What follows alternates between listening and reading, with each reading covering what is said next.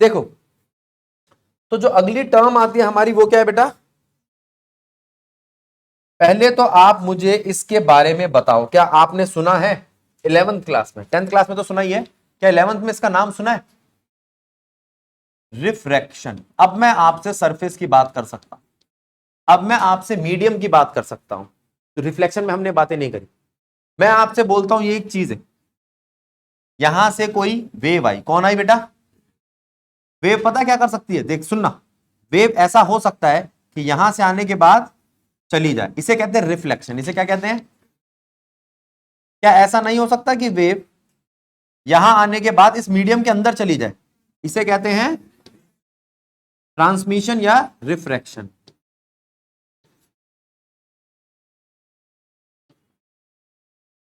है ना। और तीसरा,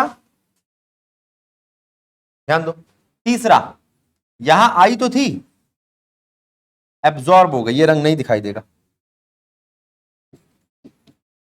एब्जॉर्प्शन, ठीक है, यहां पर एब्जॉर्ब हो गई। ये हमने ना हीट के बारे में पढ़ा था, हीट भी यहां पर जब वेव की तरीके से चलती है तब पढ़ा था हमने 11th क्लास में, ठीक है। ये था तुम्हारा थर्मल प्रॉपर्टीज में, है ना, किरचॉफ लॉ वगैरह आता है वहां पे, ये वहां देखा था हमने, हाँ, जंक्शन वगैरह उन सब में। अब मैं आपसे बात करता हूं किस चीज की? इस ट्रांसमिशन की, इस रिफ्रैक्शन की। जब ये किसी एक मीडियम से दूसरे मीडियम में जाता है तो सबसे पहली बात किस चीज की है? जरा वर्ड पढ़ना, क्या लिखा है? मीडियम। अब मीडियम कैसे होते हैं? किसको नहीं पता इसका मतलब? रोजमर्रा की जिंदगी में कभी सुना है डेंस? ठीक है, जनरली बालों के लिए भी यूज करते हैं, भाई उसके बाल तो बहुत डेंस है, ठीक है। जंगल के लिए भी यूज करते हैं, जंगल बहुत डेंस है, ठीक है। अच्छा, रेयर का मतलब क्या होता है? रेयर, कोई पर्टिकुलर स्पीशीज है, रेयर हो गई है बहुत ज्यादा, या कोई आप कोई सामान खरीदने आते हो तो रेयरली मिलता है सामान, तो रेयर का मतलब पता है? कम। और डेंस का मतलब ज्यादा, ठीक है। तो रेयर, डेंस, तुम में से कोई गौरव सर को तो नहीं जानता ना? जानती है? तो गौरव सर को कभी देखोगे तो आपको कभी कभी ऐसा एहसास होता है, मेरे को तो होता है, भालू टाइप सा है वो, थोड़ा मत बाल जाता है उससे, ठीक है, तो वो डेंसर मीडियम है। परवेश सर को तो सभी जानते हो, मैं क्या बोलूं, ठीक है। अगर परवेश सर को गौर से देखोगे और यहां का हिस्सा देखोगे तो थोड़ा सा रेयर है। अरे एग्जाम्पल है, तुम हंसते क्यों? समझ गए? अब याद रहेगा रेयरर कौन है?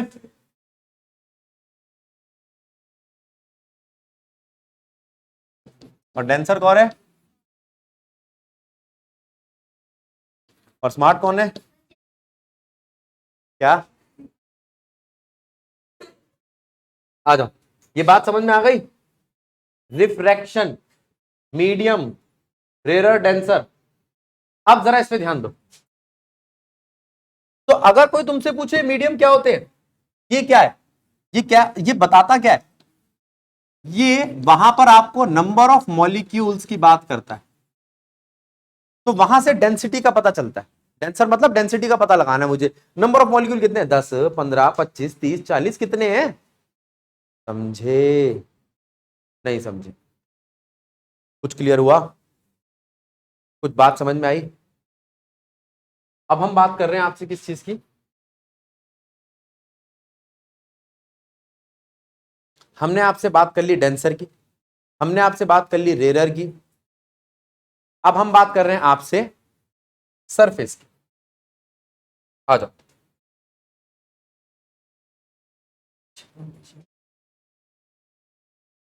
देखना बेटा जरा,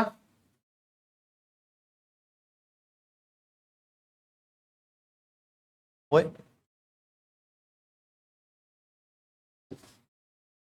ये दिख रहा है आपको?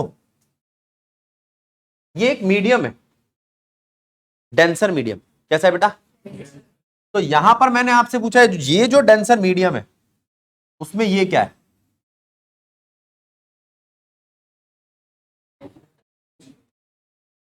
मैं यही देख रहा था, आपका कहां ध्यान है? आपको बोलना चाहिए था ना भैया, ये अभी कैसे बन जाएगा। अब बताओ ये क्या है? नॉर्मल। क्या है ये? नॉर्मल। भैया नॉर्मल तो मिल गया हमें, नॉर्मल मतलब सरफेस से परपेंडिकुलर। अब रे आएगी, देखना ये आई एक रे, आई रे और गई रे, समझ रहे हो? आने वाली रे, जाने वाली रे, ये ऐसा सोच रहे होना चाहिए था। मेरा मानना है कि भैया ऐसा होना चाहिए था।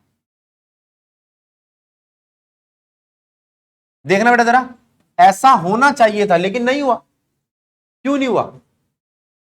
उसी का तो पता लगाने आए हम। ये एंगल आई, ये angle R. Angle I incident angle होता है इंसिडेंट रे और नॉर्मल के बीच में बनता है। किसके बीच में? इंसिडेंट रे और एंगल आर किसके बीच में बनता है? नॉर्मल और रिफ्रैक्टेड रे के बीच में। हा ना बोलो। तो आपके पास आई और आर आ गया। पहले देख लो, समझ लो, तसल्ली कर लो। क्लियर है? क्या आपको आई आर समझ में आया? एंगल आई एंगल आर समझ में आया? क्या आपको पता चला कि जब रेयर से डेंसर में गया तो वो लाइन थोड़ी झुक गई नॉर्मल की तरफ? रेयर टू डेंसर में रे मूव्स टुवर्ड्स द नॉर्मल। ठीक है, ये बात ठीक है? इसी चीज को कॉपी करो और अब ये बना लो। अगर मैं ये कहूं कि एक रे डेंसर से गई और डेंसर से जाके रेयर में, तो आप कहोगे भैया इस बार एंगल जो है ना रेयर बड़ा है। जब मैं बात करता हूं इसकी, पहले वाले केस की, तो वहां पे एंगल आई बड़ा था और आर छोटा था। जब मैं बात करता हूं डेंसर टू रेयर की, तो रे मूव अवे द नॉर्मल। बात ठीक है? और अब की आई छोटा है आर से। क्या ये बात समझ में आई? 10th क्लास वाले बच्चों की बात है, समझ में आ जानी चाहिए। नहीं आई तो पूछ लो फिर भी। ठीक, क्लियर है? स्नेहा, वंशिका, बालवीर, ये बात ठीक है?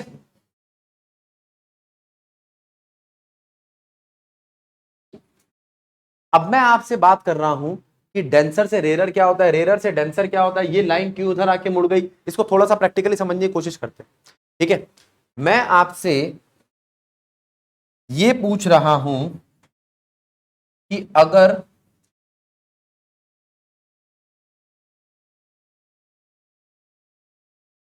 ये एक मीडियम है, क्या है ये?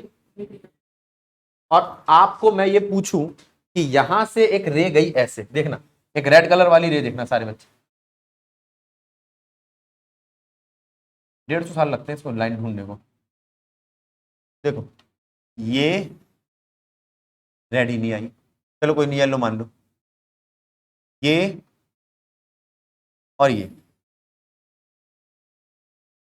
ना पैरेलल है बेटा, है मेरे हाथ से गड़बड़ बन गई हो तो बात दूसरी है। अब दूसरी रे देखना,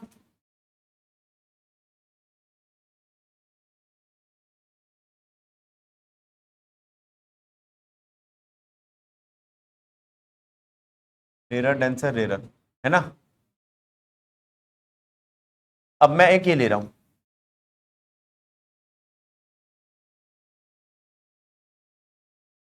देख रहे हो? दो अलग अलग रे हैं। ठीक, यहां से स्टार्ट हुई, यहां से, ये भी यहीं से स्टार्ट हुई, यहां पहुंची, ये भी यहीं पहुंची। अब देखो बोर्ड पे, मैं आपसे बोलता हूं जो पहली वाली रे और जो दूसरी वाली रे, उन दोनों में से कौन सी रे जल्दी पहुंचेगी? दूसरी वाली रे जल्दी पहुंचेगी, ये जल्दी पहुंचेगी, ये। शाबाश। ये आपने कैसे बताया मुझे समझाओ। उसमें मीडियम चेंज हो रहा है। मैं एक चीज बोलूं, ये मीडियम 1 है, ये मीडियम 2 है, एक में मीडियम 3 और डाल रहा हूं मैं, तो और अच्छा क्वेश्चन बन जाएगा। देखते हैं क्या बनता है। क्या चाहिए तेरे को? डब्बा कहां गया हमारा?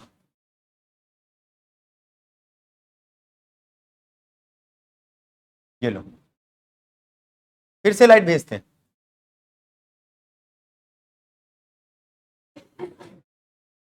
कौन कर रहा है?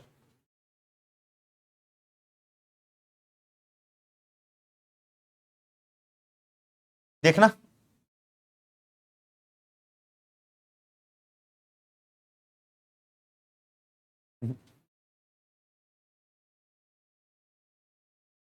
बात को समझना।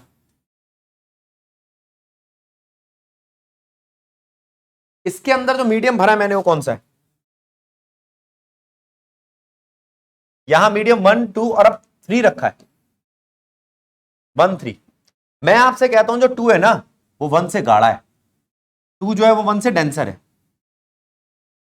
2 1 से डेंसर है, लेकिन 1 3 से डेंसर है। समझ रहे हो? ये जान के कॉम्प्लेक्स बना रहा हूं मैं, जिससे आपको एक ही में सब कुछ समझ में आ जाए। अब देखो, मैंने आपसे कहा यहां पर ये आया, ये कहां से आया था? ये रेरर से आया। कहां से आया? रेरर से डेंसर में घुसा तो स्लो हो गया। ये डेंसर से आया और रेरर में गया तो फास्ट हो गया। तो क्या ये फास्टेस्ट होगा? समझ रहे हो? कीर्ति सब आसान है ना? कुछ मुश्किल लगा? लास्ट वाले में कीर्ति को दिक्कत है, बोल क्या फास्ट क्यों हुआ? देख, ये वाला मीडियम ना और भी ज्यादा खाली है। मैं कुछ केसेस लेके चलता हूं। 3 का मतलब एयर,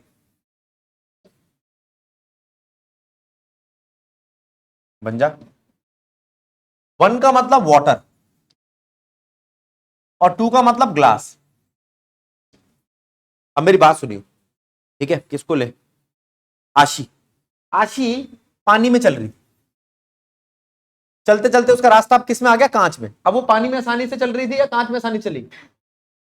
पानी में आसानी चल रही थी, कांच में इसको दिक्कत आ रही है। आशी की हवा निकल गई। आशी कह नहीं भैया बहुत मुश्किल है, फिर ये दोबारा पानी में आ गई। तो मैं कह रहा हूं कि यहां पर इसको ये स्लो रहेगी। दूसरा, अब आशी पानी में चल रही थी, फिर कहां गई? हवा में, फिर पानी में। मेरे को एक बात बताओ, क्या आप में से कोई बच्चा कहीं पानी में नहीं चला?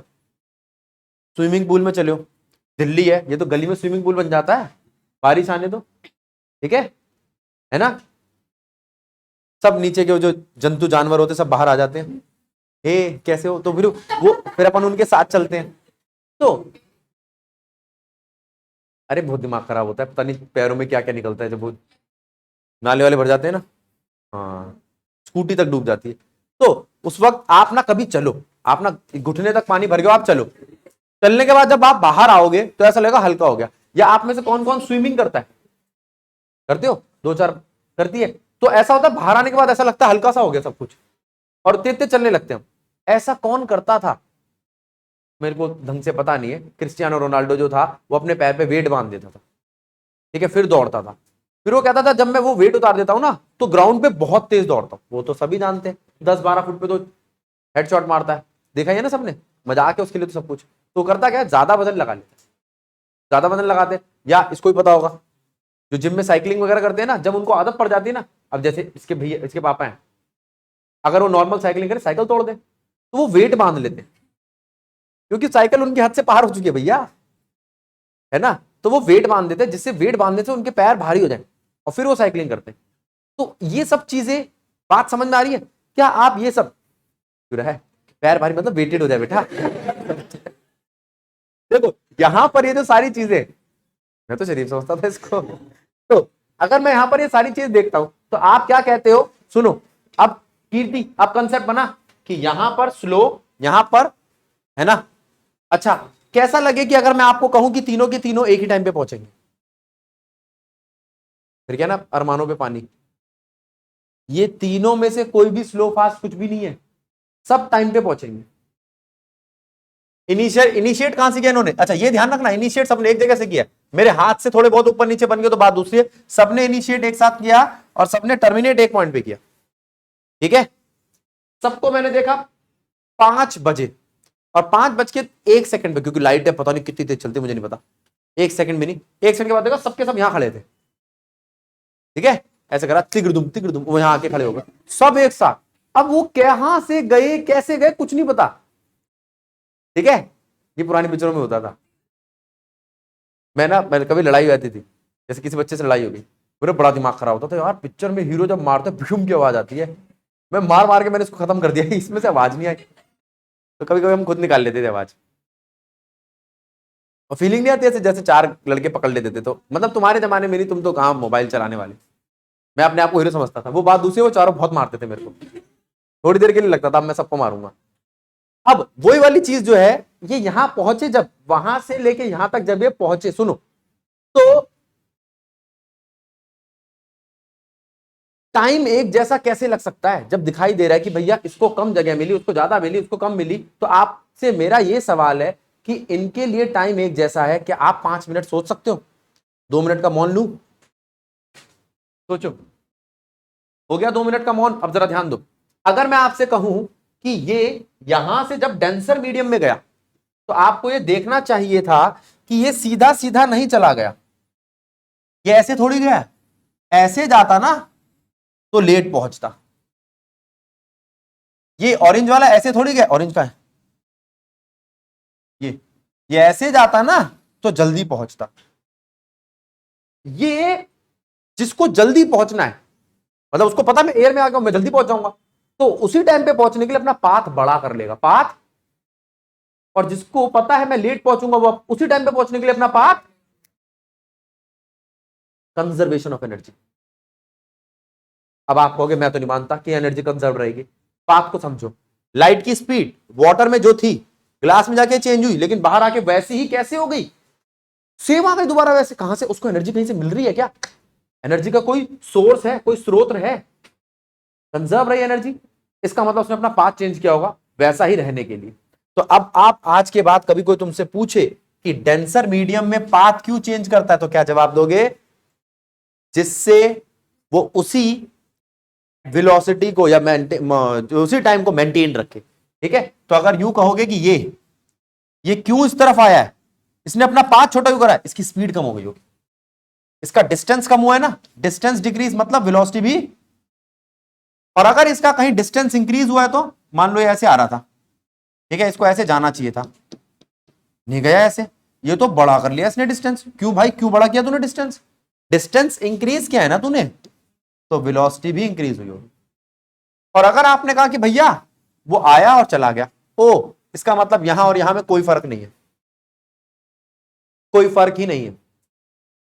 ठीक है, मैंने क्या देखा, मैंने देखा कि एक ग्लास है जिसमें पानी भरा है, पानी भरा है, पानी में जब मैं पानी के आर पार देखता हूं तो मुझे चीजें अलग अलग दिखाई देती है। जैसे मैं पीछे अपना अंगूठा रखता हूं तो ये नॉर्मल उंगली है मेरी, इसमें रखता हूं तो उंगली बड़ी हो जाती है ना। ग्लास से आप अब घर जाके देख लेना बेटा, तो कोई बहुत मुश्किल एक्सपेरिमेंट है नहीं, ग्लास को पकड़ो, ठीक है, तो वो उंगली बड़ी दिख रही है, छोटी दिख रही है, क्या हो रहा है ये, क्यों हो रहा है ये, क्या हो रहा है ये, और ये क्यों हो रहा है, रीजन समझ में आ गए? अब मैंने आपसे कहा कि मैंने इस ग्लास के अंदर, इस ग्लास के अंदर एक चीज डुबोई, देखना ये डुबो रहा हूं मैं चीज, ये डुबोने वाली चीज आपको दिखाई दे रही है ग्लास में? हाँ मुझे तो दिख रही है। इसका मतलब इसका और पानी का जो मीडियम है वो सेम नहीं है, समझ रहे हो?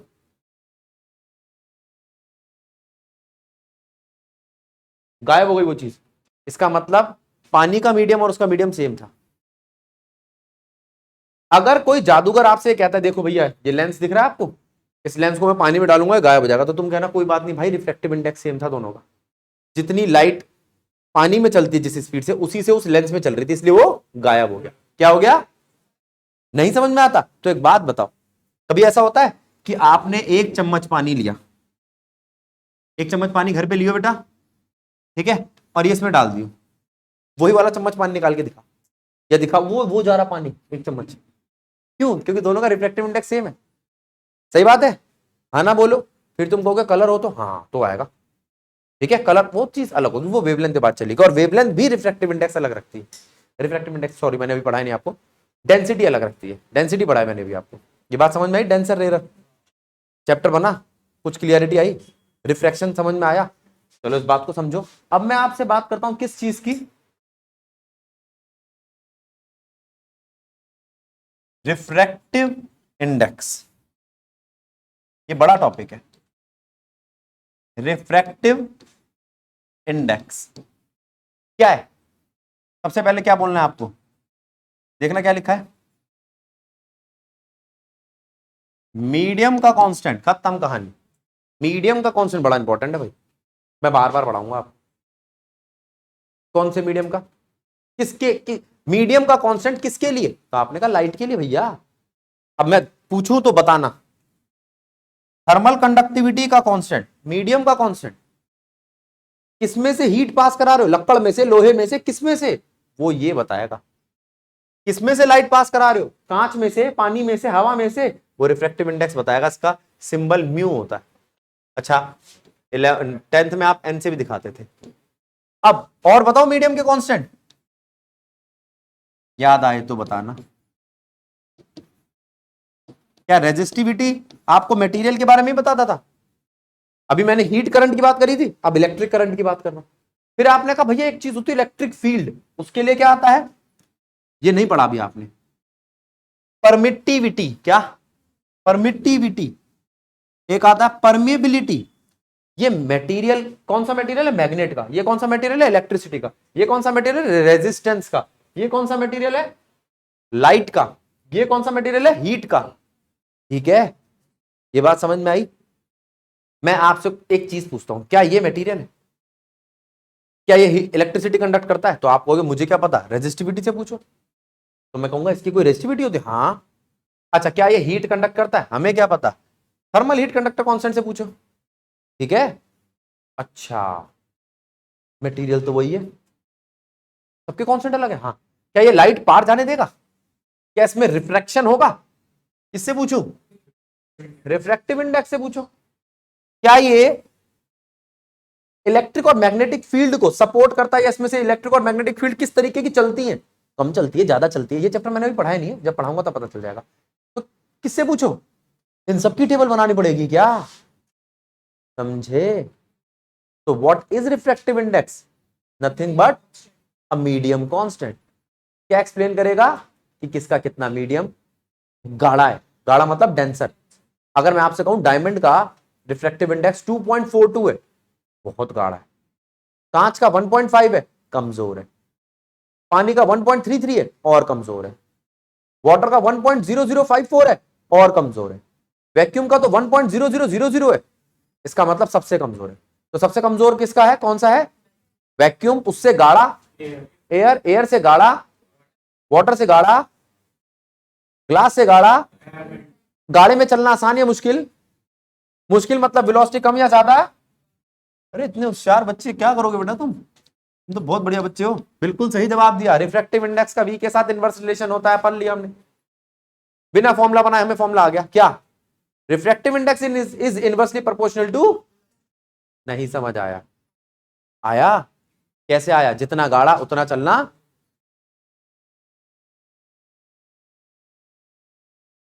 देखो बेटा जरा, ये रिफ्रैक्टिव इंडेक्स से रिलेटेड बात हो गई। अब रिफ्रैक्टिव इंडेक्स की वैल्यू क्या है, इसका वेलोसिटी के साथ रिलेशन क्या है, ये मीडियम 1 से 2 में जाता है तो कैसे लिखा जाएगा, 2 से 1 में जाता है तो कैसे लिखा जाएगा, वो हम देखेंगे नेक्स्ट क्लास में।